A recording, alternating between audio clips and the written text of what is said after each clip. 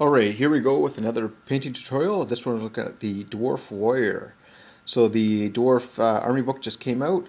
Here's the paints I'm going to use. A little roundabout of the model. So these pictures will all be on my blog. If anybody's checked out these videos before, you'll know that. So check the description below and you'll see a link to this, the images and the painting guide and all that sort of thing. So this is a dwarf from the Battle for Skull Pass set, so it's a single pose guy, a little less detailed than your regular dwarves, and I spray painted him with dark brown base coat, and I'm going to be doing kind of very standard colors, so rank and file sort of a look, using base coats, shades, and highlights, and all that sort of thing. So Kantor Blue to start off, Leadbelcher for any of the silver bits. And as you can tell, this video is all sped up. It's at 4 times speed, and I'll just kind of explain what I'm doing as I go through. So this sort of a technique is intended for a whole batch of dwarves to do all at once. So say a unit of maybe up to 20 of them, and depends really on how much detail you want to put. So Balthasar Gold on all the trim pieces. Depending on what kind of paint scheme you want on your dwarves, you may not want this much gold, but this gold kind of ends up being the kind of the de facto color. If you wanted to add another color, say a green or whatever, you could swap out some of the gold, like on the edge of his cuffs or something like that. Or you could use a bronze sort of a color on some of these areas as well. So it just depends on what kind of, how much time you want to spend on each model and what kind of a detail you want on them. So there's lots and lots of gold detail on this particular guy, and there you go. Okay, Bugman's Glow for the base coat on the flesh, which is basically just his upper half of his face and one part of the hand. So this is going to do the gray next for his beard, and that'll be and then the boots, I'm just going to touch them up, and that'll be the base coat. So Mechanicus standard gray for the beard. And I don't know if there's anything else that's gray on this guy. If you're doing up a unit of these guys, you probably want a couple different colors for the beard, so maybe some browns, some reddish colors, or whatever. Rhinox Hide, so I kind of did a wood handle. I'm going to kind of pretend that's wood. And now I'm moving over to all of the washes. So once I have the base coats on, I like to do the washes all in one big fell swoop, because they all end up being wet at the same time, and that's fine. You know, black and brown mixed together, it's not a big deal. So yeah, putting Newland oil over all the chainmail stuff and anything gray. And then Agrax Earthshade is going to go on any of the browns and golds. And as you can tell, the black is still a little bit wet. That's okay though. So this goes on pretty quick. And for the blue, it's going to be Drakenhof Nightshade. This could have been black as well, just to save time. I could have skipped this one and done that as black, but you know, I'm only doing one model for this demonstration, so it's okay to add a little bit of extra time. Okay, Rhinox Fleshshade for the flesh, and that is it for the washes. So I'll spin the model around. So there's the washes. When they dry, they go nice and flat. And that's the model all done. Well, to that stage. Now I'm doing all the highlights. So this is Ironbreaker. It's going to go on any of the silver bits. So I'm just trying to avoid the edges. Sorry, avoid the crevices. Focus on the edges. And kind of overbrush any of the chainmail, that sort of thing.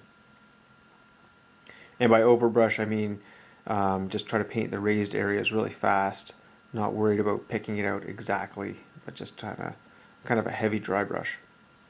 Gehenna's Gold for all the gold bits, so painting all the flat areas, again just trying to avoid any of the little rivets or buttons or whatever they are, at least the shading on it, and trying to get all the flat raised surfaces with this color. Because there's tons of gold on this model, this ends up taking a little bit longer, and in this particular tutorial I'm showing pretty much the whole process start to finish. Obviously it's sped up. Normally I don't show every single brush stroke. I usually cut things short just to make the tutorials a little bit faster. Okay, and then I'm going to be highlighting the blue, Alaitoc Blue, Alaitoc, or whatever it's called. So this one here is obviously a big contrast to the dark blue that's been shaded. So you may want to consider doing a Kantor Blue in between step there, just over top of the shading. But again, it depends on how fast you need to do these guys and how much tabletop level you care about, or if you just want to get them done, or if they're a showcase. If they're a showcase, then you probably don't need to see this tutorial because you're good enough to do it that way on your own. Okay, so Cadian Fleshtone, just painting again all the raised areas on the flesh here, so the fingers and knuckles and all that sort of thing. And I'm going to try to pick out the areas on the face and just avoiding any of the areas that got shaded previously. Okay, Dawnstone highlighting up the beard. And again, this is more of an overbrush. I'm not actually painting every single of those clumps of hair. Doombull Brown, so that's going to highlight the boots and the staff on the axe and that little pouch on his side.